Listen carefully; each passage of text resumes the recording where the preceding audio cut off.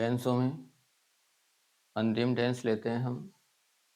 Future का perfect continuous. Perfect continuous की पहचान से रहा और फ्यूचर की होगा। इस प्रकार से रहा होगा, से और रहा होगा के बीच में अन्य वाक्यांश आएंगे, इसलिए खाली जगह छोड़ी गई है। उदाहरण इसका सूत्र देखिए। सब्जेक्ट सेल विल में से एक, हैव, बीन, चौथी फॉर्म यानी कि आईएनजी फॉर्म आएगी, फिर ऑब्जेक्ट आएगा, फिर सिंस और फॉर आएगा, फिर टाइम। तो उदाहरण लिया गया है। पहला उदाहरण देखिए। वह 3 दिन से पेड़ काट रहा होगा।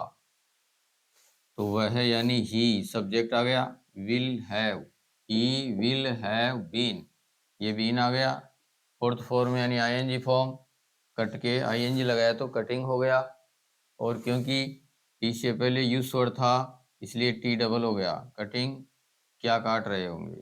ट्रीज। क्या का उत्तर ऑब्जेक्ट। प्रीपोजिशन लगाइए, टाइम के लिए 2 ही लगेंगे, सिंस या फॉर, तो यहाँ फॉर लगेगा। 3 डेज क्योंकि एक अवधि है, एक पीरियड ऑफ टाइम है इसलिए। दूसरा उदाहरण देखते हैं।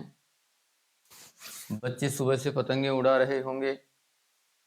The children subject, the children will have been flying kites since morning. तो ऐसे ही बना है, the children will have been flying kites since morning. अगला उदाहरण देखते हैं। हम 10 वर्ष से ये विषय सीख रहे होंगे। तो वी के साथ सेल, हैव बीन सूत्र में जो है subject shall will have been, और ये फोर्थ फॉर्म लर्न यानी सीखना, उसके आईएनजी लगा दिया। दिस सब्जेक्ट ऑब्जेक्ट हो गया। सिंस फॉर में से एक प्रीपोजिशन आ गया टाइम का, और 10 ईयर्स ये अवधि आ गई यानी पीरियड ऑफ टाइम आ गया। कविता आधे घंटे से ये भाषा पढ़ रही होगी। तो सब्जेक्ट है कविता, कौन का उत्तर, कौन आधे घंटे से ये भाषा पढ़ा रही होगी सॉरी। तो Kavita will have been teaching, Kavita will have been teach, और आईएनजी लगाने पर चौथी फॉर्म बनेगी। तो Kavita will have been teaching. आगे यह है भाषा, ये सब्जेक्ट हो गया। This language. फिर है आधे घंटे से, तो आगे आ जाएगा फॉर हाफ एन आवर, आधे घंटे की स्पेलिंग, ये आ गया टाइम। हाफ एन आवर आधे घंटे से, लेकिन ये ऑब्जेक्ट के बाद में आएगा, ऑब्जेक्ट है दिस लैंग्वेज, और हाफ एन आवर आधे घंटे से। अगला सेंटेंस है सुमन सुबह से कविता गा रही होगी। तो कौन, कौन का उत्तर सुमन सब्जेक्ट विल आएगा। हैव बीन, उसके बाद में फोर्थ फॉर्म यानी आईएनजी फॉर्म आएगी सिंगिंग, क्या गा रही होगी, क्या का उत्तर है पोएम। सिंस मॉर्निंग यानी सुबह से, ये आ गया सिंस मॉर्निंग सिंस इवनिंग, जो कि एक फिक्स उदाहरण है। इस प्रकार से ये अफर्मेटिव के उदाहरण कंप्लीट हुए। अब हम वही ले रहे हैं इंटरोगेटिव और नेगेटिव इंटरोगेटिव एक साथ।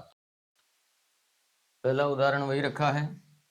वह 3 दिन से पेड़ काट रहा होगा। तो he will have been cutting trees for 3 days, इसी सूत्र से। दूसरा जो वाक्य बनेगा वो इस सूत्र में से विल को पहले लेने से और सब्जेक्ट को बाद में लेने से बनेगा। तो कैसे बनेगा देखिए। यहाँ विल को पहले लिख लीजिए, क्या वाला प्रश्न बन जाएगा, यानी हेल्पिंग और पहले लिखने पर विल ही बाद में लिख लो। विल ही हैव आगे बिना किसी बदलाव के, यानी यहाँ जो पहला था वो यहाँ 2 नंबर पे चला गया, और जो 2 नंबर पे था वो यहाँ 1 नंबर पे आ गया। आगे कोई बदलाव नहीं करना है। Have been cutting trees for 3 days, will he have been cutting trees, object तक आ गए, फॉर 3 डेज। क्या हिंदी में तुलना करें तो पहले में और दूसरे में क्या फर्क है, इसमें क्या नहीं है, इसके क्या लगा के बोलते हैं तो दूसरा बन जाएगा। क्या वह 3 दिन से पेड़ काट रहा होगा। तो इसी का अंग्रेजी बनाने के लिए हमने विल को पहले लिख लिया और बाकी वैसे ही लिख दिया, तो ये दूसरा बन गया। अब तीसरा जो कि WH टाइप है, वह 3 दिन से पेड़ क्यों काट रहा होगा। तो क्यों के लिए WH लिखिए वाई, और अब दूसरा वाक्य ही उतार दीजिए तीसरे के लिए अंग्रेजी में। वाई, वाई के बाद विल, विल के बाद he have been cutting trees for 3 days।